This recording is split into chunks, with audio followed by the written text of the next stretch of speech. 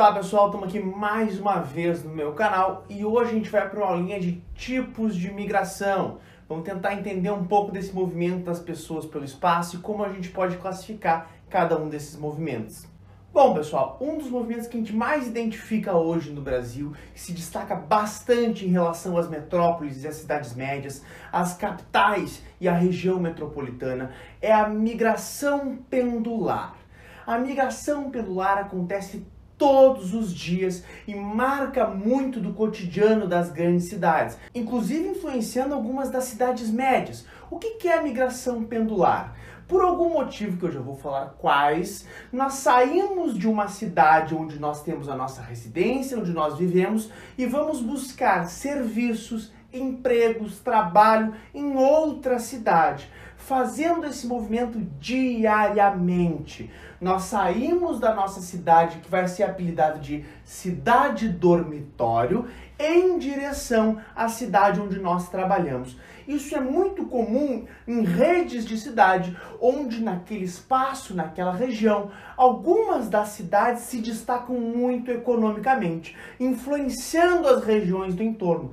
Nessa cidade maior, eu tenho maior complexidade de serviços. Nessa cidade maior, eu posso ter grandes universidades, eu posso ter centros de estudo, eu posso ter maiores condições e estruturas hospitalares por questões de saúde. Então, esse conjunto de serviços atrai trabalhadores cotidianamente. Os trabalhadores vão, então, em direção a essa cidade para receber esse serviço ou também para trabalhar.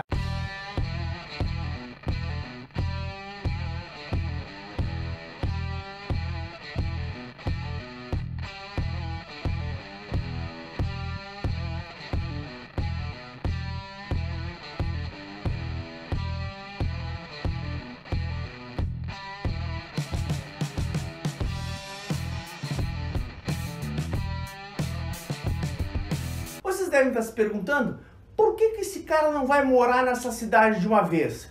Uma das grandes marcas das cidades médias em ascensão e das grandes metrópoles principalmente é o alto custo de vida. O Brasil sofre muito com isso nas suas metrópoles, né? O preço de uma residência nessas cidades, o aluguel nessas cidades, faz com que o trabalhador prefira muitas vezes morar nos municípios do entorno, tendo uma melhor qualidade de vida e se deslocando diariamente para essa metrópole. Então o movimento pendular nada mais é do que um movimento de vai e volta, marcando essa característica que influencia muito as cidades brasileiras. Um outro movimento interessante que a gente pode acrescentar é o movimento sazonal, um conjunto de migrações que acontecem por temporada, ou seja, por algum motivo naquela estação do ano, por algum motivo naquela época do ano, essa migração passa a acontecer. Isso é muito comum na nossa vida cotidiana, a gente nem percebe. Por exemplo, eu posso considerar uma migração sazonal o fluxo turístico em direção ao balneário, às cidades de praia, às cidades litorâneas.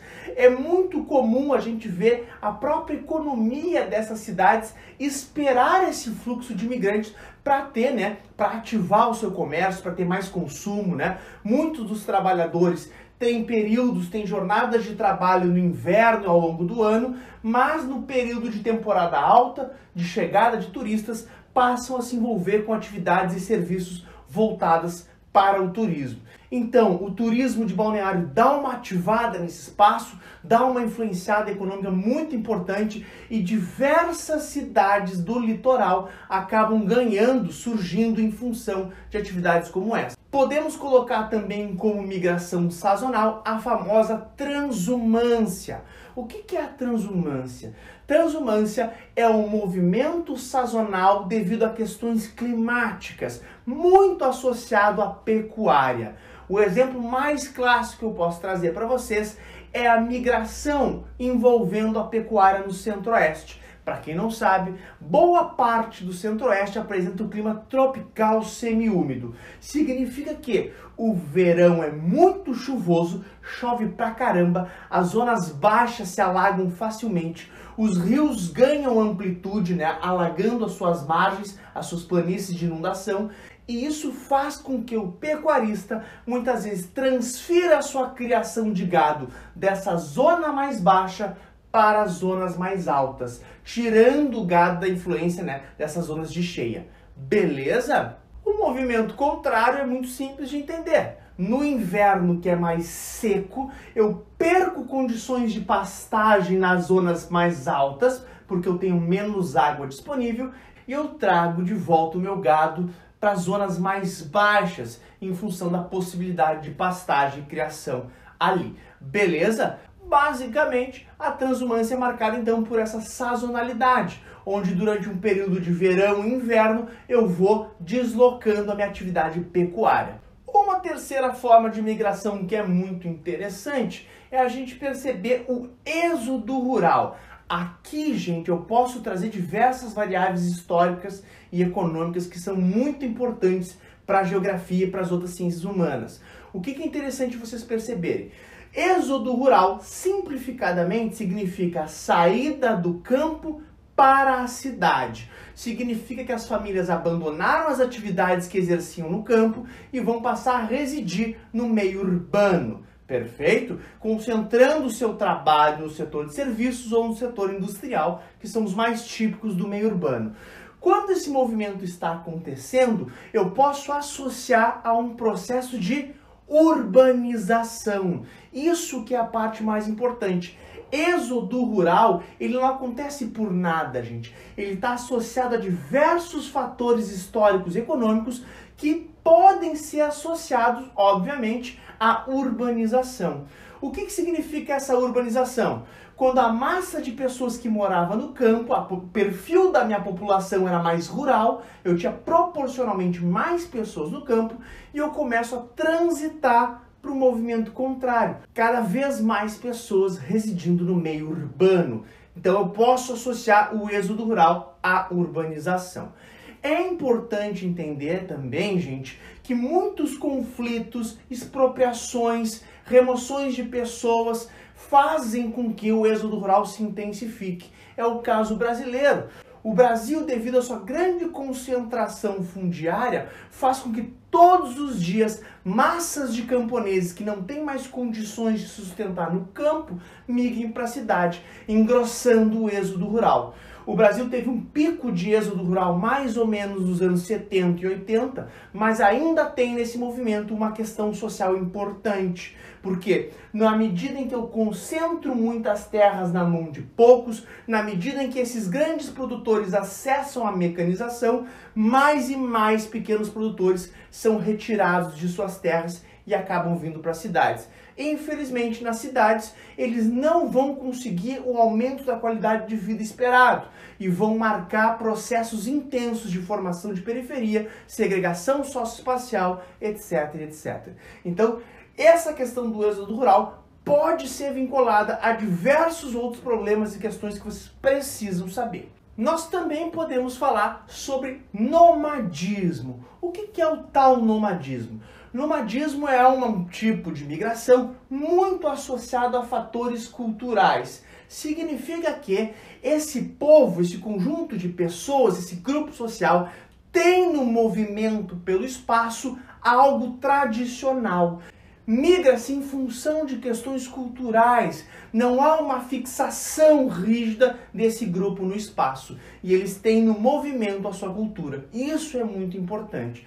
Poderíamos citar os ciganos, que têm nesse movimento um elemento cultural fundamental, dentre outros exemplos que nós poderíamos trazer para vocês, beleza? Mas o mais importante aqui que vocês tenham claro, nomadismo então é um processo migratório, é um movimento que carrega em si elementos culturais e não, esse grupo social não apresenta raízes, fixação no espaço. Até podem ter uma zona mais clara onde eles apresentam essa migração, mas não necessariamente desenvolvem essas raízes, beleza? Uma outra migração que é muito interessante da gente falar para vocês, que cresce muito no Brasil nos últimos anos, é a migração urbano-urbano, ou seja, a troca de cidades. A pessoa sai de uma cidade onde ela nasceu, onde ela morou por um período e vai buscar outra cidade para morar. Isso pode acontecer principalmente pelo deslocamento de algumas atividades produtivas que antes eram concentradas na metrópole encontrarem oportunidade para crescer nas cidades médias. Isso vai atrair muitas pessoas em direção a essas cidades. É interessante a gente perceber que no Brasil, as grandes metrópoles já vêm apresentando uma estagnação, não crescem nos últimos anos, e as cidades que mais crescem no Brasil são cidades médias. Lá, parte da classe média encontra melhores condições de aluguel, melhor qualidade de vida, mais acesso a emprego. Então, uma série de fatores se tornam atrativos em outras cidades que não são aquela metrópole, que não estão vinculadas à principal cidade desse estado. Então, esse é um dos fatores que cresce muito no Brasil e é importante vocês registrarem. Migração urbano-urbano. Temos por último, então, gente, as migrações internacionais, a saída de um país para o outro. Mas por que uma pessoa abandona o seu país de origem? Os motivos são variados. Eu posso ter motivos positivos, como formação de mão de obra, oportunidade de emprego, oportunidade de estudo, que induziriam essa família a migrar por uma questão positiva, mas infelizmente a maior parte desses processos acontecem por fatores negativos. Catástrofes ambientais, como foi o caso do Haiti. Nós temos também conflitos, guerrilhas, perseguição religiosa que todos os dias colocam famílias e famílias em movimento. Ela se chama Aya, tem 8 anos e treme de frio. Faz 10 graus. Ela e seu irmão estão entre os 3.000 refugiados presos na lama, a apenas alguns metros da União Europeia. A mãe de Aya, que está grávida, conseguiu cruzar. O marido está desesperado para fazer o mesmo. Essas famílias vão geralmente buscar países com maior estabilidade econômica e que estejam, obviamente, fora do conflito. Os polos de atração podem ser países emergentes próximos, como é o caso da Turquia, no conjunto de conflitos do Oriente Médio, como é o caso do Brasil, que figura como um país emergente, num período principalmente nos anos 2000, figurava como um país em crescimento e com oportunidades, sendo um país emergente, atraindo fluxos tanto do continente africano como da própria América Latina. Ou também as pessoas podem tentar, que é o mais comum, entrar em países desenvolvidos, que é o caso principalmente do continente europeu e dos Estados Unidos da América. Muitos desses países veem nesse imigrante uma possibilidade de mão de obra barata para aqueles serviços que a classe média não quer fazer nesses países. É o caso dos grandes países desenvolvidos, como a relação entre os Estados Unidos e o México. Muitos migrantes latinos, de uma forma geral, vão acabar se inserindo na economia americana pelo setor informal ou nesses serviços menos valorizados. Como também aparece isso no caso europeu, com os imigrantes de origem africana e com os imigrantes do Oriente Médio. Muitos conflitos sociais podem surgir a partir daí, e um dos mais preocupantes do nosso tempo é a aversão ao estrangeiro, a negação do direito humano de migrar, a xenofobia. Nelas podemos ver uma jornalista húngara a literalmente passar uma rasteira a um pai que fugia com um bebê nos braços, provocando a queda de ambos. Petra Laszlo estava ao serviço da televisão N1, ligada ao movimento de extrema-direita Jobbik, terá sido despedida após a divulgação das imagens. Noutro momento, a mulher pontapeia outros 2 refugiados junto ao campo de Roske. Se a justiça húngara decidir apresentar uma acusação formal contra Laszlo, esta pode vir a enfrentar uma pena de prisão de 5 anos. Xenofobia, essa aversão ao estrangeiro, ela é recheada, puramente pautada, calcada no racismo. A ideia de que este imigrante está vindo aqui com a sua cultura, com as suas tradições, roubar o meu emprego e mudar o meu país. Então, muitos dos grupos conservadores dos países desenvolvidos vão radicalizar contra os imigrantes. Não é à toa que esses conflitos sociais se manifestam de diversas formas. Os protestos anti-imigração continuam na cidade de Chemnitz, na Alemanha.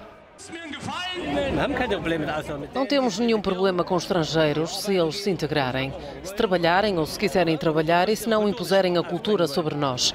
Esses são os nossos princípios básicos. Muitas pessoas têm medo porque a situação de segurança está a piorar. Do outro lado da rua, quem está contra estes protestos? Cerca de 500 pessoas de vários pontos da Alemanha fizeram questão de estar presentes para, como dizem, defender a democracia do país. Acho que estes eventos mostram que a nossa democracia está em perigo e que as pessoas do centro precisam demonstrar que isto não pode continuar assim. Bom, gente, hoje foram esses os tipos de imigração que a gente analisou. A gente vai fazer uma aula de aprofundamento para alguns processos como migrações internas brasileiras e também para analisar as migrações específicas internacionais. Curte, compartilha e ativa as notificações para que tu sempre veja quando a gente lança um vídeo novo, beleza? Valeu!